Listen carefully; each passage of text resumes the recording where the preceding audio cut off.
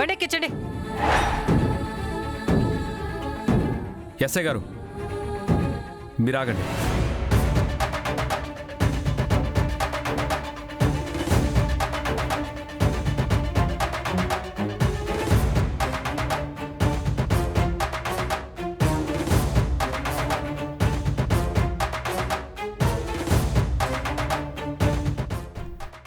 SI గారు మా అమ్మని అరెస్ట్ చేయొద్దు. ఇదిగోండి కోర్టు అరెస్ట్ చేయమని వారంటీ ఇచ్చింది. ఎస్ఐ గారు మా అమ్మని అరెస్ట్ చేయకుండా కోర్టు ఇచ్చిన యాంటిసిపేటరీ బెయిల్ తీసుకొచ్చాను.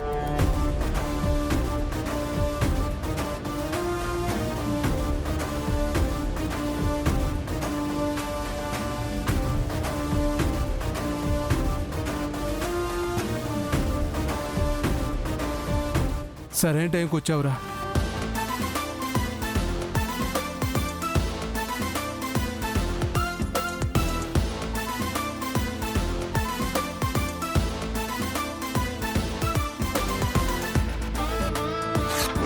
ఎస్ఐ గారు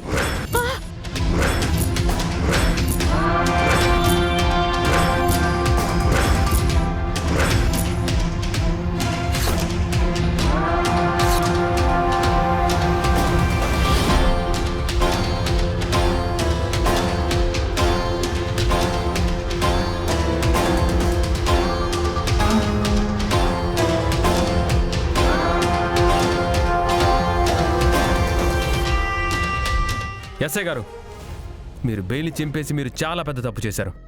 ఈ బెయిల్ చెల్లదు. ఎందుకు చెల్లదు? మీరు కావాలని కక్షపూరితంగా ఇదంతా చేస్తున్నారు.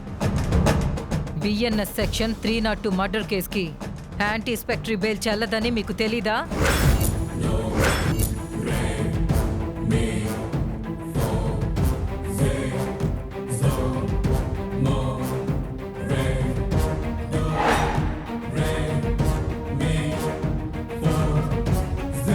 ఈమెను అరెస్ట్ చేయాలి.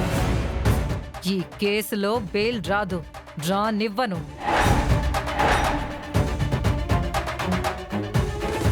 ఈమెకి శిక్ష పడుతుంది. ఏం చెప్పాలనుకున్నా కోర్టులో జడ్జి గారి ముందు చెప్పుకోండి. Constables vehicle ఎక్కించండి.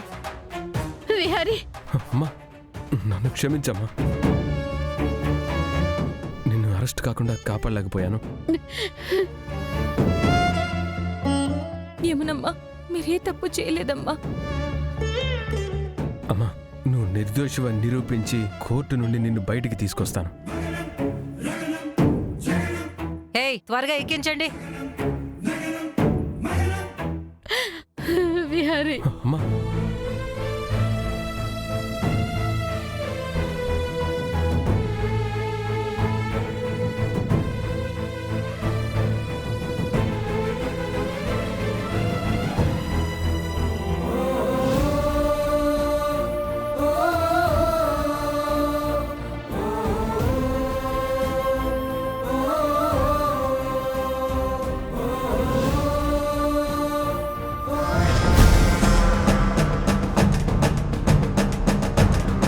నానా, నీ కోడలు పెళ్లికి ముందు ఎన్ని నేరాలు చేసిందో ఇప్పుడు అవన్నీ తన మెడకి చుట్టుకుంటున్నాయి.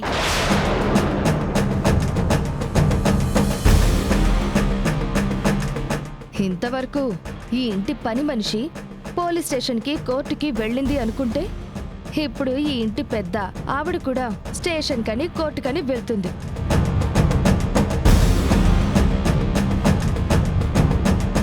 తెలిసి తెలియని విషయానికి మీరెవరూ నోరు పారేసుకోనక్కర్లేదు. అసలు నిజమేంటో నిరూపించి మా అమ్మ నేను ఎలాగైనా బయటికి తీసుకొస్తాను. ఇప్పుడు మీరు అనవసరంగా నోరు జారితే మీరన్న ఒక్కొక్క మాట వెనక్కి తీసుకోవాల్సి ఉంటుంది. విహారీ, మీ అమ్మంటే నీకు పంచ ప్రాణాలని నాకు తెలుసు. తన మీదున్న ప్రేమతోనే నువ్విలా మాట్లాడుతున్నావు. అయినా తను చేసిన తప్పు తప్పు కాకుండా పోదు కదా. మా అమ్మ ఏ తప్పు చేయలేదు, చెయ్యదు కూడా.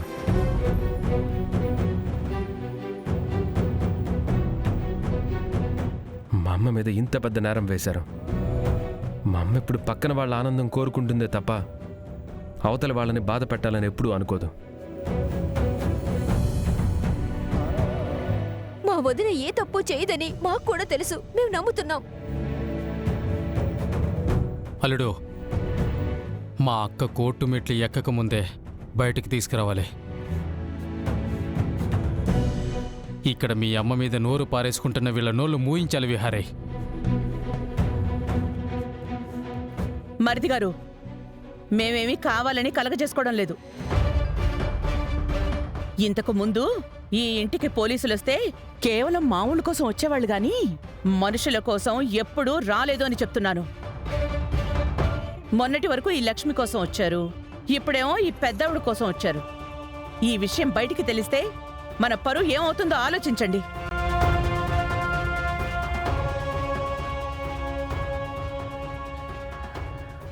కాలనీలో అందరూ మన ఇంటిని ఇల్లులా కూడా చూడట్లేదు. ఇంటికి పోలీసులు వచ్చారంటే అందరూ రకరకాలుగా మాట్లాడుకుంటారు. ఎవరేం మాట్లాడుకున్నా పర్వాలేదు. మా అమ్మ నిరపరాధి. తను కలలో కూడా తప్పు చేయని మంచి మనిషి మా అమ్మ.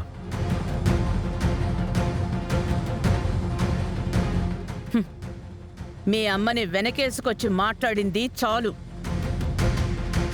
ఇప్పుడు మీ అమ్మకి ఈ కేసులో శిక్ష పడిందంటే మాత్రం మనం రోడ్డు మీద తలెత్తుకుని తిరగలేము.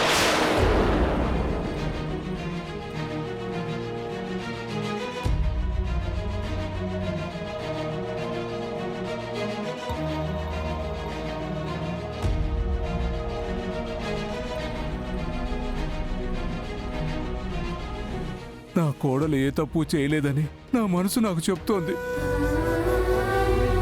అరే విహారీ, నువ్వు ఎలాగైనా మీ అమ్మను బయటికి తీసుకురావాలి.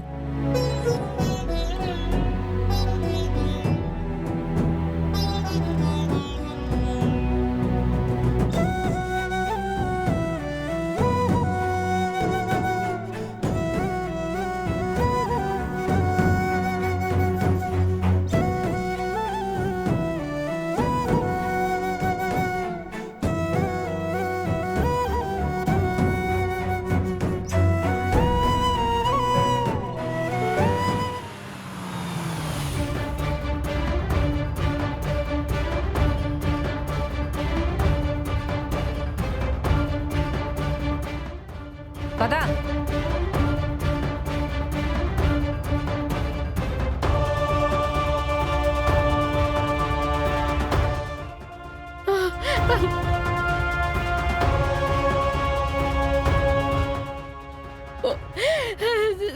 ఎస్ఐ గారు, నేనే తప్పు చేయలేదు.